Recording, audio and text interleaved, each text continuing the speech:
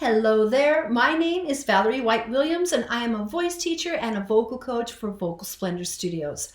I teach online voice and piano all over the world using Zoom, FaceTime, or Skype. So if you are interested in getting some lessons, please go to my website at vocalsplendor.com.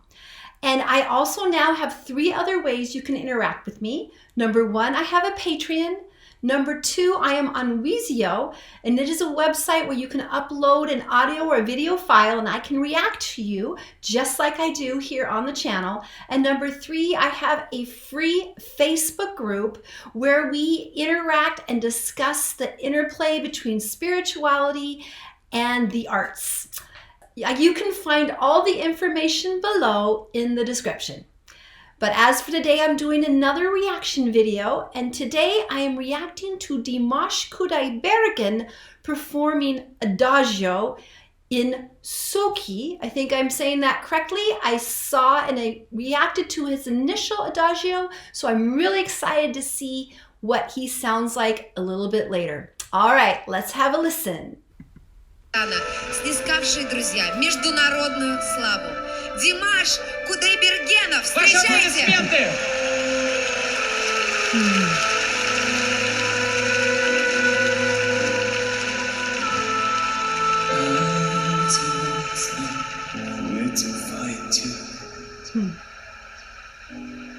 I don't know how to reach you.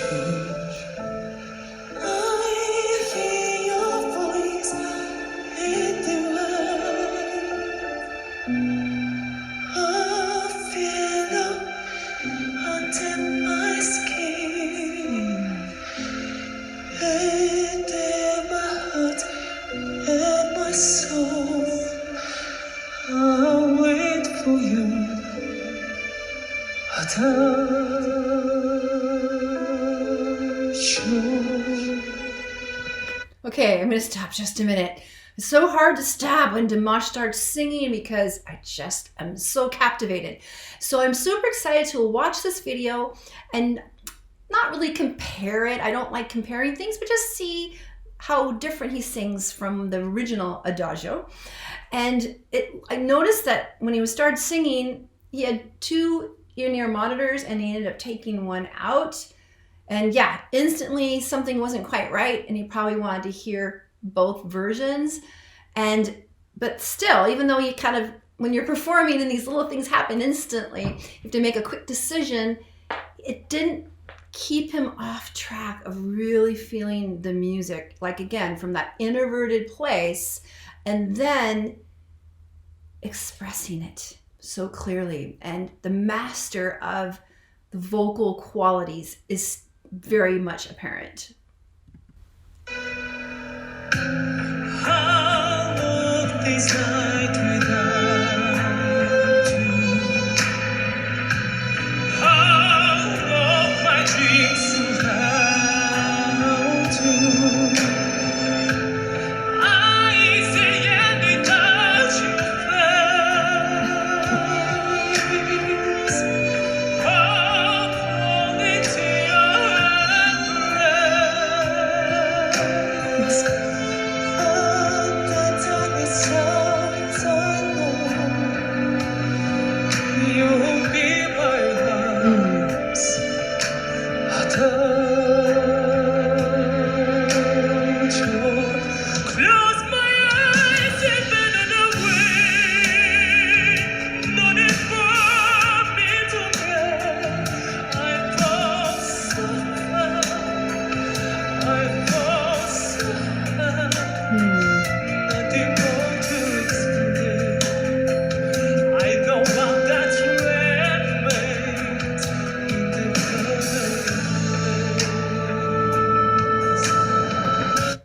Right before it's gonna get really big.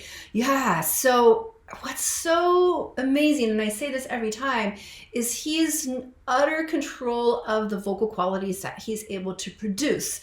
So he can get that really breathy sound. And you really need a mic for that breathy sound because a breathy sound does not go through the room. But not only does he have that poppy sound, he has that full, powerful, almost operatic sound. And then I know he's going to go into that belt section later. And he also has what people refer to as falsetto. I really don't like that term, but I call it the girly voice, meaning the men that have trained to actually sound like women. Not that they're sounding like women, they're actually sounding like men who have trained that part of the voice. But with him, it's never a circus act, it's never a show off. It's using all those vocal styles to serve the music. If you know where to find me, if you know how to reach me, deeper is the path away, deeper than the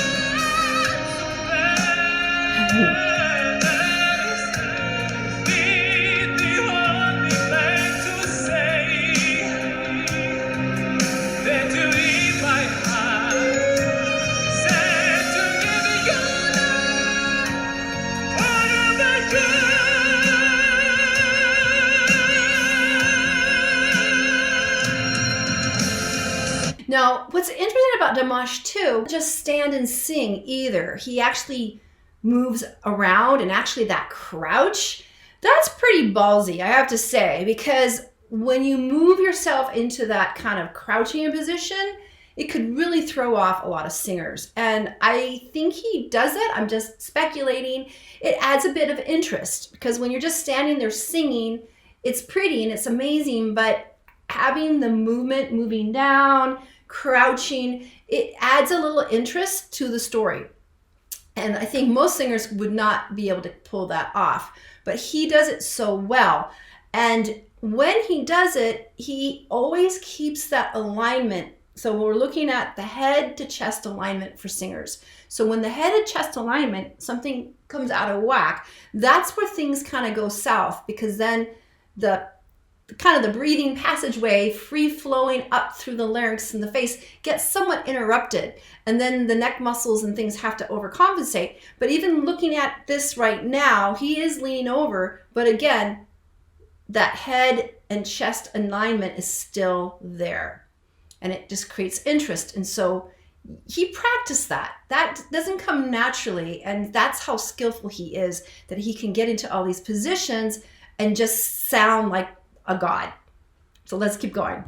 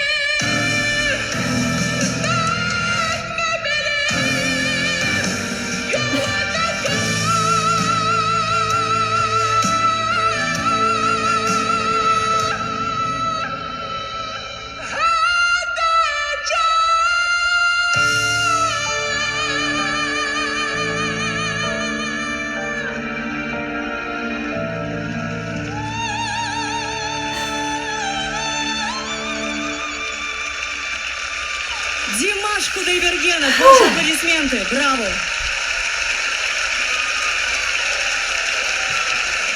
Aww. So sweet. Cute.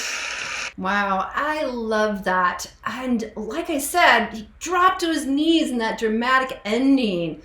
Whew, you know, boom, great like that. But kept everything upright and kept the integrity of the song so in the palm of your hand. And yeah, all those extra movements made it more compelling. If you just stood there and went, it wouldn't be quite the same.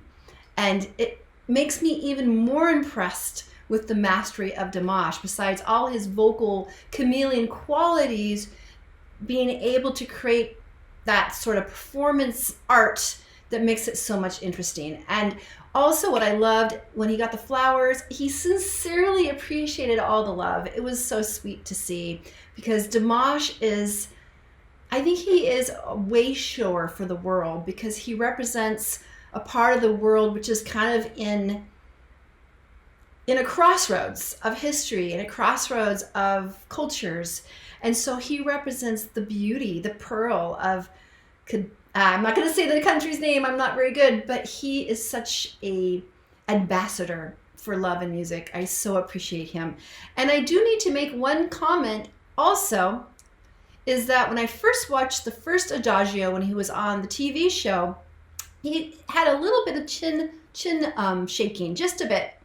And so there was a lot of discussion on my page as well, that another vocal coach said that high resonant frequencies cause the jaw to shake. And I have said all along that does not fit with what vocal scientists has discovered, because the resonance does not happen in the jaw or the head. It happens in the vocal tract, which is the mouth. So there is no shaking required for those things. It's just kind of some extra energy that might be not harnessed correctly, or I don't even say correctly. It's just something that kind of comes out. But there is no need for any head shaking for any high notes of any loud sounds, because plenty of opera singers sing super high notes and they don't shake their heads. And I've sung the Queen of the Night, and that includes the high Fs multiple times, and I've sung high Es. I never shake my head. But I wanted to check and see if that head shaking was here, and I did not see it. So I feel like in the years from the original show, Dimash has only improved his technique even more. And to be honest, having a shaky jaw head is not a criminal offense. It's not a bad thing. It's just something that can show up sometimes. And to be honest, I've sung and my body's done weird things too for whatever reason. And you're like, that's not my arm. I didn't do that. So things can happen when you perform. Even if you're really masterful and you're really skilled and really experienced, when you perform, sometimes things can happen and you just don't know what happened. It just happens. That's what's live. That's what's the beauty of live performing. And I think any performer who's performed for years will always say, well, it's not always going to be perfect. In fact, it never will be, but that's not the point. Perfection isn't the point. What the point of performing is creating an emotional response and creating art. And that's the whole point of live music. It's live and it's real. Digitized music doesn't have that appeal because it's all been programmed and processed, but live music is real. And the imperfections that show up only make it more honest and real. All right. If you love Dimash and you want me to keep reacting to more Dimash videos, don't forget to click on the bell and subscribe so you get notified of all my uploads. And also I want to thank you all for your shares, likes, and subscribes. I really so appreciate it. So I hope you have a great day and I'll see you next time. Bye.